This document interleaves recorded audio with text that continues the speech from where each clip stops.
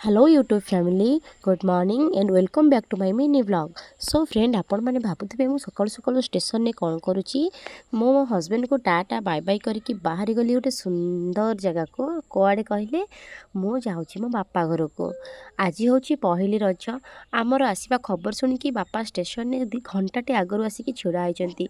देखु देखिकी मो पुअर कि खुशी केते खुशी सी हो कि अजा आसीगले मुझे अजा घर को जीवी।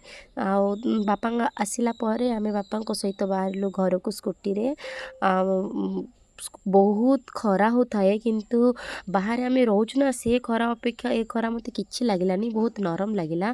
आम गाँव को जीवाई हेल्ले आपण मानक ये सुंदर सुंदर भ्यू देकी जीवाई पड़ो आते ठंडा ठंडा पवन रे भी देखु मो पुओ केमती अजा को धरिकी शोई पड़ी गला बेल को रास्ता रे बापा कहले आमे कौन टिके नेकी जीवा कौन टिके माने कौन बुझी पार्छंती मटन तांको छुआ माने आसिले मो बापांकर खुशी बहुत।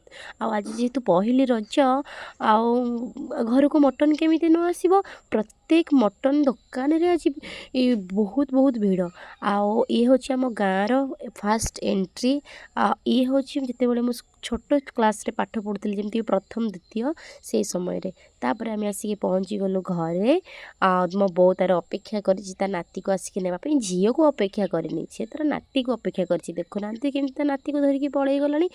तापरे घरे पशु पशु मिलगला खाइबा को भात मटन आंब खाई सारिकी ये भाई मोर सेवा करुच्ची कहली गोड़ हाथ बिंधा दौची मोर तू टिके मोड़ सी मोड़ी दौची बाप घर को आसिले यही सुखटा को बहुत मिले ना कौन कहते। तो फ्रेंड आज ब्लॉग केमिति लगिला आपण मैंने पहली रज केमिति सेलिब्रेट करुँच मते कमेंट रे जनइबे। आज एतिकी रोची पुणी देखा गोटे मिनी ब्लॉग रे बाय बाय।